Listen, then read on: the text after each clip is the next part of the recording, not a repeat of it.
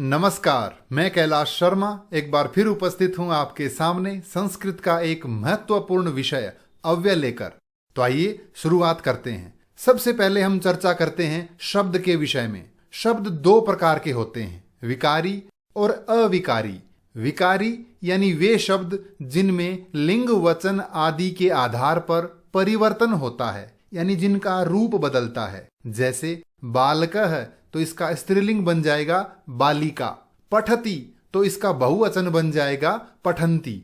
यानी सभी संज्ञा, सर्वनाम, विशेषण, क्रिया आदि शब्द विकारी शब्द कहलाते हैं। इसी तरह से दूसरा शब्द है अविकारी, यानी वे शब्द जिनमें लिंग वचन आदि के आधार पर परिवर्तन नहीं होता, उन्हें अविकारी शब्द कहते हैं। जैसे यदा, कदा, अत्र, च आदि।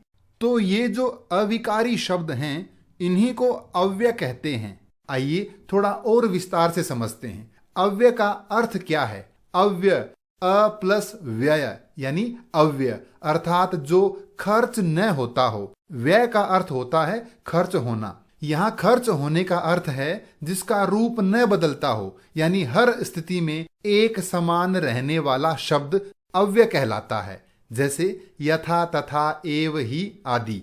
आइए अव्यय की परिभाषा के विषय में जानते हैं। एक प्रसिद्ध श्लोक है, सदृशम त्रिषु लिंगेषु सर्वासु च विभक्तिषु वचनेषु च सर्वेषु यन्न वेति तदव्ययम्। अर्थात वे शब्द जो किसी भी लिंग, विभक्ति, पुरुष, वचन आदि के अनुसार परिवर्तित नहीं होते, यानी जिनका रूप नहीं बदलता, उन्हें अव्यय कहते हैं। अब ये बात हमने बार बार पढ़ ली कि अव्यय का रूप नहीं बदलता। ऐसा क्यों होता है, कैसे होता है? आइए जानते हैं अव्यय कैसे नहीं बदलता। जैसे एक वाक्य है, बालकः उच्चैः हसति। बालक जोर से हंसता है। बालकाः उच्चैः हसन्ति। अनेक बालक जोर से हंसते हैं। बालिके उच्चैः हसतः। दो बालिकाएं जोर से हंसती हैं। बालकेन उच्चैः हस्यते। बालक के द्वारा जोर से हंसा जाता है। इसी तरह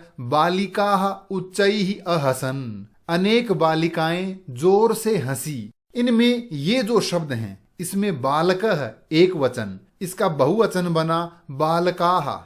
स्त्रीलिंग में द्विवचन बना बालिके। कारक के अनुसार बदला बालकेन।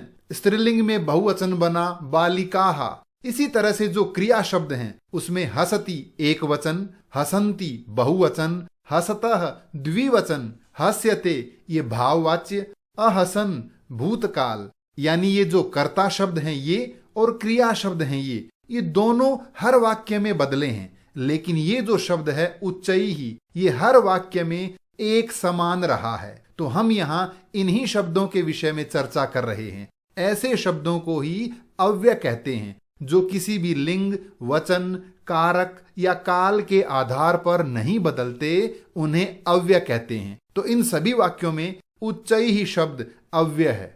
आइए अब जानते हैं अव्यय के प्रकार के विषय में। अव्यय दो प्रकार के होते हैं, रूढ़ अव्यय और यौगिक अव्यय। रूढ़ यानी मूल अव्यय, अर्थात जो अपने मूल रूप में पहले से ही बने होते हैं। यूं कहें बने बनाए अव्यय। जैसे प्रातः, सायं, च, इव, वा आदि। दूसरा है यौगिक अव्यय। वे अव्यय शब्द जो प्रत्यय के योग से बनते हैं, यानी किसी भी धातु या शब्द में प्रत्यय लगने के बाद बने हुए अव्यय क्या कहलाएंगे? यौगिक अव्यय। जैसे गत्वा, तरहि, ज्ञातुम, यदा आदि। अब एक नजर हम देखते हैं वे अव्यय जो कक्षा 10 के पाठ्यक्रम में हैं। यहाँ दिए गए ये अव्यय कक्षा 10 के पाठ्यक्रम में हैं। कुछ और महत्वपूर्ण अव्यय हैं जिनका प्रयोग बार बार किया जाता है या परीक्षाओं में पूछा जाता है। विद्यार्थी इन अव्ययों को और उनके अर्थों को अच्छी तरह याद करें। आइए इन अव्ययों का अर्थ और वाक्य में प्रयोग समझते हैं। पहला है उच्चैः, ऊंचा या जोर से। जैसे सिंहः उच्चैः गर्जति। शेर जोर से दहाड़ता है। च यानी और। श्यामः मोहनः च प्रतिदिनम अभ्यासम कुरुत। श्याम और मोहन प्रतिदिन अभ्यास करते हैं। श्वः यानी आने वाला कल। सुधा श्वः जयपुरम गमिष्यति। सुधा कल जयपुर जाएगी। ह्यः यानी बीता हुआ कल।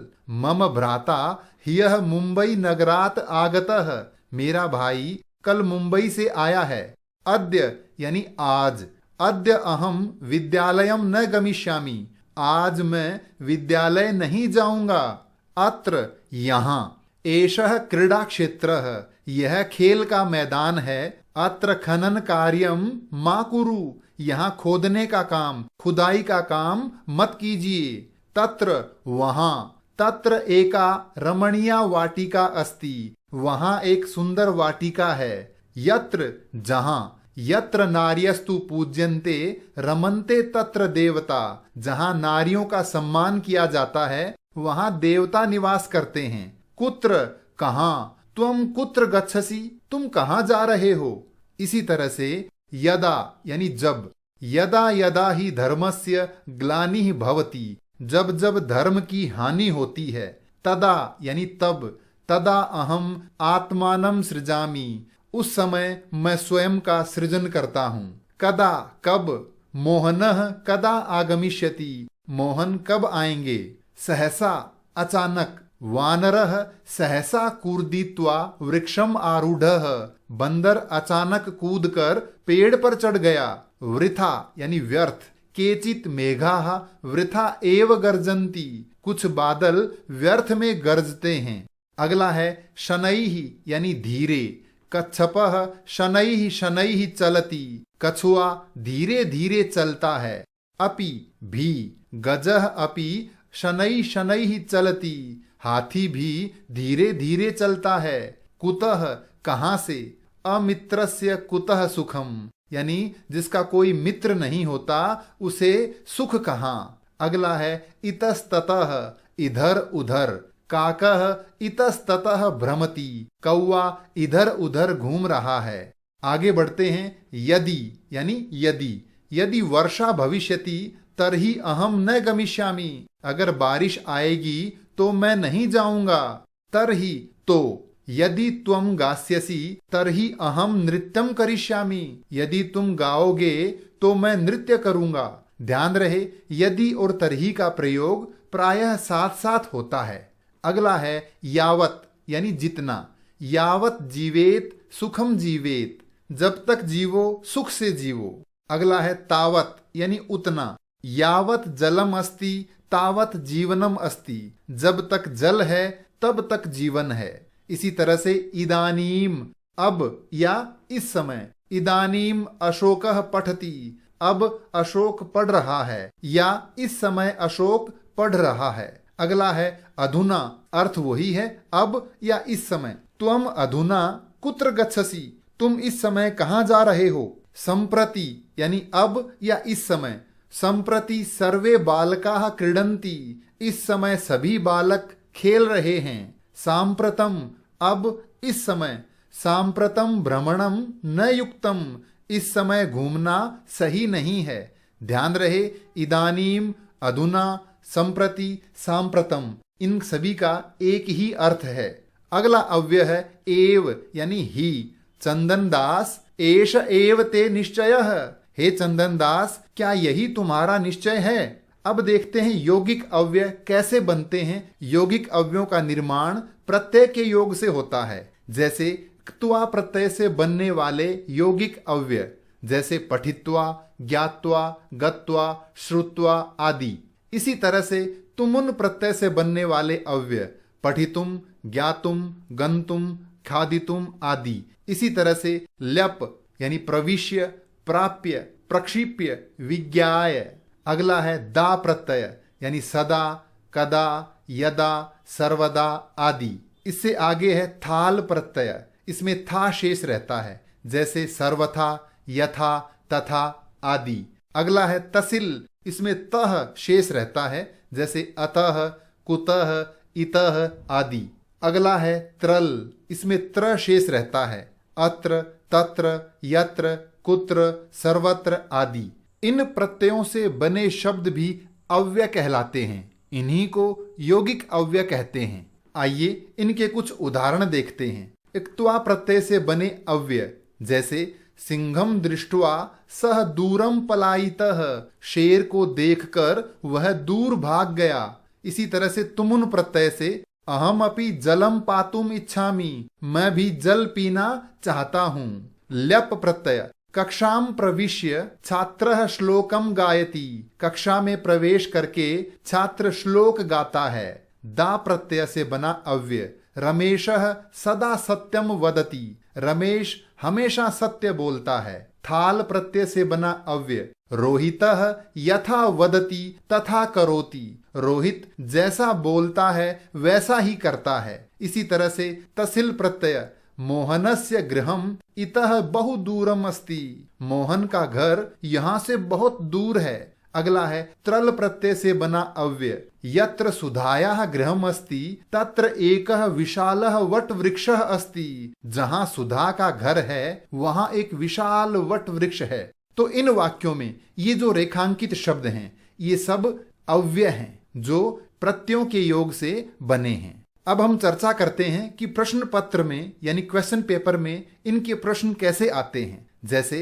अधोलिखितेषु वाक्येषु अव्यय पदानि चित्वा लिखत, नीचे दिए गए वाक्यों में से अव्यय पद चुनकर लिखिए। जैसे रामः मोहन च पठतः, राम और मोहन पढ़ रहे हैं। इनमें अव्यय शब्द कौन सा है, रामः, मोहनः, च या पठतः। तो ध्यान रहे राम मोहन ये संज्ञा शब्द हैं, पठतः ये क्रिया यानी धातु रूप है, तो अव्यय हुआ च। इसी तरह से अगला वाक्य है क्रुद्धः सिंहः उच्चैः गर्जति, क्रोधित शेर जोर से दहाड़ता है। इसमें अव्यय शब्द कौन सा है, इसमें अव्यय है उच्चैः। अगला वाक्य है यत्रास्ते सा धूर्ता तत्र गम्यताम, जहां वो धूर्त है वहां चलिए। इस वाक्य में अव्यय कौन से हैं, यत्र जहां, तत्र वहां, सा वह, या अ और ब दोनों। तो इसमें अव्यय हैं यत्र व तत्र यानी अ और ब दोनों। एक प्रश्न इस तरह से आता है कि रिक्त स्थान भरिए। जैसे अद्य मेघाः डैश गर्जन्ति, तो यहां रिक्त स्थान में क्या आएगा, शनैः धीरे, उच्चैः जोर से, च और, तरहि तो सही कौन सा होगा, उच्चैः यानी जोर से। आज बादल जोर से गरज रहे हैं। अगला है यदा माला आगमिष्यति डैश अहम गमिष्यामि, जब माला आएगी डैश मैं जाऊंगा। तो विकल्प है वृथा यानी व्यर्थ में, सर्वदा हमेशा, सदा हमेशा, तदा तब। तो सही विकल्प है तदा। अगला वाक्य है शृगालः यावत पश्यति डैश सिंह पद पद्धति ही दृश्यते, गीदड़ जितना देख पाता है यानी जहां तक देखता है डैश शेर के पैरों के निशान दिखाई देते हैं। विकल्प हैं तावत यानी उतना, सहसा अचानक, सर्वत्र सभी जगह, एव ही। तो सही विकल्प है तावत यानी उतना, गीदड़ जितना देख पा रहा है वहां तक उसे शेर के पैरों के निशान दिखाई दे रहे हैं। अगला वाक्य है यदि वर्षा भविष्यति रिक्त स्थान अस्माकम अवकाशः भविष्यति, यदि वर्षा होगी डैश हमारा अवकाश होगा। विकल्प दिए हैं ह्यः यानी बीता हुआ कल, च और, तरहि तो, अपि भी। तो सही विकल्प है तरहि यानी यदि वर्षा होगी तो हमारा अवकाश होगा। तो इस तरह के प्रश्न एग्जाम में पूछे जाते हैं। अव्यय से संबंधित प्रश्नों को हल करने के लिए विद्यार्थी इन अव्ययों को और उनके अर्थों को भली भांति याद करें। यहाँ महत्वपूर्ण अव्यय और उनके अर्थ दिए गए हैं। इनको यदि हम याद कर लेते हैं तो अव्यय से संबंधित प्रत्येक प्रश्न को हम आसानी से हल कर पाएंगे। तो ये था हमारा आज का विषय अव्यय। अव्यय से संबंधित कोई भी प्रश्न हो तो कृपया कमेंट्स में लिखकर अवश्य पूछें। धन्यवाद।